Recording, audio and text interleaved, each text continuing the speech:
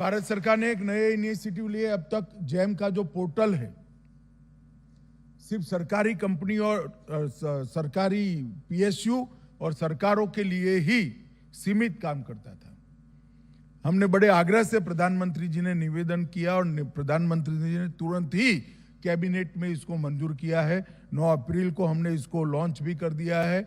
अब सारे कोऑपरेटिव्स अपनी परचेज जैम के माध्यम से पारदर्शी तरीके से कर सकते हैं और अपने आप को जैम में रजिस्टर कर सरकार में सप्लाई करने का भी काम कर सकते हैं। तो आप खरीद भी सकते हैं, आप बेच भी सकते हैं।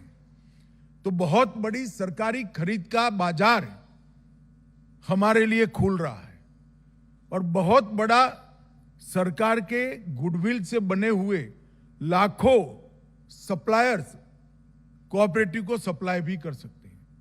मगर इसमें पारदर्शिता आएगी, बोर्ड के कुछ मेंबरों का विरोध भी आएगा, क्योंकि अभी तो खरीद और बिक्री दोनों में कोई पूछने वाला नहीं है।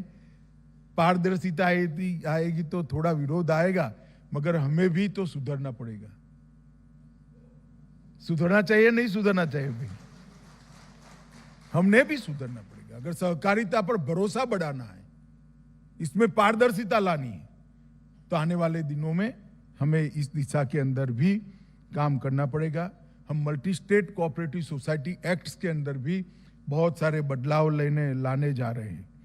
मित्रों, हम अब देश भर में मोदी जी के प्राकृतिक खेती और जैविक खेती के अभियान के बाद ढेर सारे किसान प्राकृतिक खेती की ओर बढ़े हैं। मैं कल ही था तेलंगाना में, किसानों के साथ बैठक करा था। सभी किसानों ने कहा कि भाई हम कर तो रहे हैं, मगर अब ज्यादा किसान बढ़ेंगे तो बिकेगा नहीं, क्योंकि अब कुछ किसान ऐसे भी आ गए प्राकृतिक ऑर्गेनिक खेती के नाम पर, प्राकृतिक खेती के नाम पर खाद जिसमें उपयोग हुआ है, पेस्टिसाइड जिसमें उपयोग हुआ है, ऐसे भी उत्पाद बाजार में डाल दिए। तो प्राकृतिक उपज और ऑर्गेनिक प्रोडक्ट्स का क्रेडिबिलिटी डाउन हो रहा है, तो उसके सर्टिफिकेशन के लिए व्यवस्था करने की जरूरत है। मुझे आपको बताते हुए आनंद है कि अमूल बहुत नजदीक पहुंच गया है। थोड़े ही समय के अंदर देश भर में शुरुआत कुछ राज्यों से करेंगे, बाद में धीरे धीरे हर जिले तक जाने का लक्ष्य है। देश भर में भूमि की मिट्टी का परीक्षण और किसान के उत्पाद का परीक्षण कर ऑर्गेनिक है इसका सर्टिफिकेशन कर अमूल ब्रांड से मार्केटिंग की व्यवस्था हम करने जा रहे हैं,